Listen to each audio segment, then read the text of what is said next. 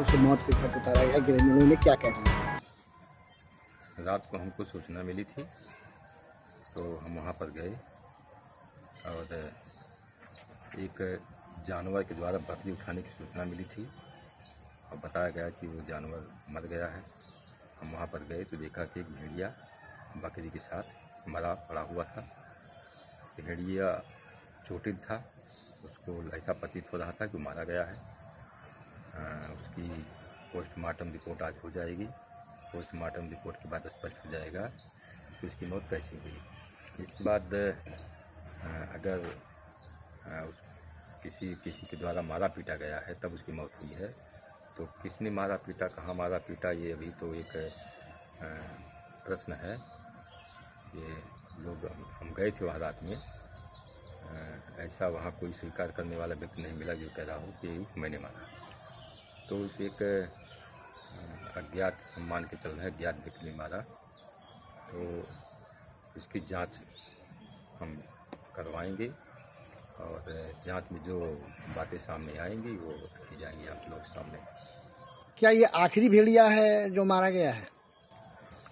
कि आखिरी भेड़िया होता क्या है, जो हमारे बहराइच में हमारा एक निश्चित क्षेत्र था, निश्चित संख्या थी, क्षेत्र था मासी तहसील और संख्या थी 6। तो अभी तो अगर इसको हम जोड़ लेते हैं तो क्षेत्र पूरे हो गए।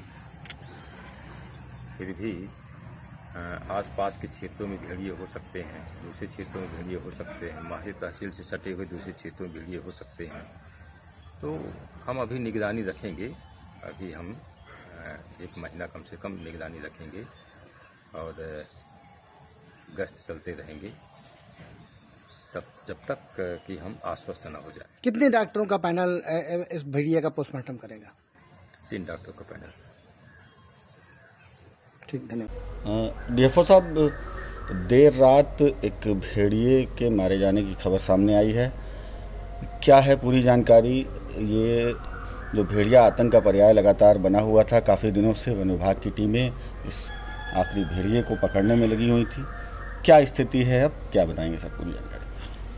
ये देर रात में हमको सूचना मिली कि एक जानवर तमाजपुर गांव, जो तेजवापुर ब्लॉक मासी तहसील में पड़ता है, रामगांव थाना लगता है, तो वहाँ एक गांव में पड़ा हुआ था।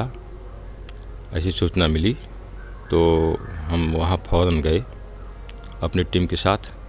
तो देखा कि वहाँ एक मरा हुआ भेड़िया पड़ा था। चूँकि उसके शरीर पर घाव के निशान थे, इसलिए हो सकता है उसकी गांव वालों ने या कुछ अन्य लोगों ने उसको मारा हो। इसकी हम जांच कराएंगे। जांच कराने के बाद ही हम और आगे कुछ कह पाएंगे। सर, क्या लगता है कि ये वही भेड़िया है जिसकी लगातार तलाश वन विभाग कर रहा था? हाँ, देखिए, भेड़िया तो हम तलाश कर ही रहे थे,